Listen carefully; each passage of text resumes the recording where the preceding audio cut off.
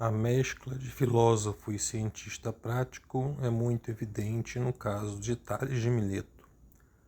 A ele é creditada a predição do eclipse solar mencionado por Heródoto como tendo ocorrido ao fim da guerra entre lídios e medos. Ora, de acordo com cálculos feitos por astrônomos, um eclipse, provavelmente visível na Ásia Menor, ocorreu em 28 de maio de 585 a.C. Logo, se a história sobre Tales for verdadeira, e se o eclipse que ele predisse for o de 585, então ele deve ter nascido no início do século VI a.C. Disse que morreu pouco antes da queda de Sardes, em 546 a 545 a.C. Entre outras atividades científicas creditadas a Tales estão a criação de um almanaque e a introdução da prática fenícia de conduzir embarcações sob orientação da Ursa Menor.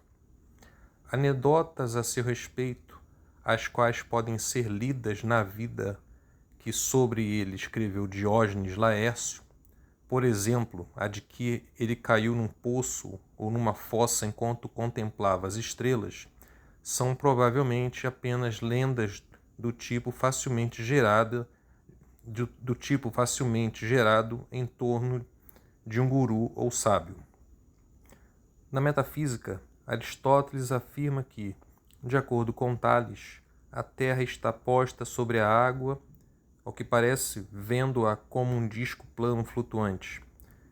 Mas o ponto mais importante é que Tales declara que o material primário de todas as coisas é a água, ou seja, é o fato de ter levantado a questão do Aristóteles conjectura que a observação pode ter levado Tales à sua conclusão, descobrindo a noção ao notar que a nutrição de todas as coisas é a umidade, e que o próprio calor é gerado pela umidade e mantido por ela, e que aquilo pelo qual as coisas vêm a ser é um princípio de todas as coisas. Ele extraiu essa noção desse fato e do fato de que as sementes de todas as coisas são de natureza úmida, e a água é a origem da natureza das coisas úmidas. Aristóteles também sugere, embora com reservas, é certo, que Tales foi influenciado por teologias mais antigas, nas quais a água, o rio Estige dos poetas, era objeto de rogo entre os deuses. Seja como for, é claro que o fenômeno da evaporação sugere que a água pode se tornar névoa ou ar, enquanto o fenômeno do congelamento pode sugerir que, se o processo for levado adiante, a água poderia se transformar em terra. De todo modo, a importância desse remoto pensador se deve, no fim das contas, ao fato de ter levantado a questão acerca da natureza última do mundo, e não a resposta que deu a ela, ou as suas razões, sejam quais forem, para dar essa resposta.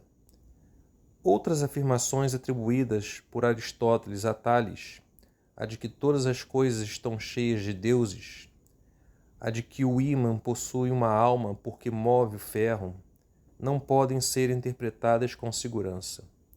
Declarar que isso equivale a afirmar a existência de uma alma do mundo, e em seguida identificar essa alma do mundo com Deus ou com o demiurgo platônico, como se este último tivesse formado todas as coisas a partir da água, é levar longe demais a liberdade de interpretação. O único elemento certo e realmente importante da doutrina de Tales é que ele concebia as coisas como formas variadas de um só elemento primário e fundamental. Que ele identifique a água como esse elemento é algo que lhe dá a sua feição histórica própria, digamos assim, mas ele faz jus ao seu título de primeiro filósofo grego pelo fato de ter sido o primeiro a conceber a noção de unidade na diferença, ainda que ele não circunscreva a noção no plano da lógica, e por tendo em vista a unidade, esforçar-se para explicar a evidente diversidade das coisas. A filosofia naturalmente tenta compreender a pluralidade que experimentamos, sua existência e natureza. E nesse caso, compreender significa, para o filósofo, descobrir uma unidade subjacente ou um primeiro princípio. A complexidade do problema não pode ser captada a menos que a distinção radical entre matéria e espírito tenha sido claramente apreendida antes que se apreenda isso. E, na verdade, até depois dessa apreensão, se, uma vez apreendida, for negada. Soluções simplistas do problema estão fadadas a surgir. A realidade será concebida como uma unidade material, como no pensamento de Tales, ou como ideia, como em certas filosofias modernas. Só se fará justiça à complexidade do problema do e do diverso se as bases fundamentais da realidade e a doutrina da analogia do ser forem claramente compreendidas e defendidas sem ambiguidades. De outro modo, a riqueza da multiplicidade será sacrificada a uma unidade concebida mais ou menos arbitrariamente.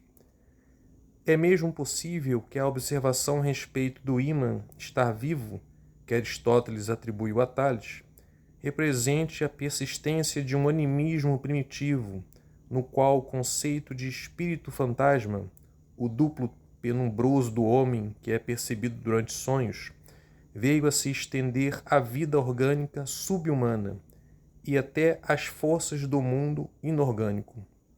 Mas, mesmo se for o caso, trata-se apenas de reminiscências remotas, uma vez que em Tales percebemos claramente a transição do mito para a ciência e a filosofia, e ele retém seu caráter tradicional de iniciador da filosofia grega.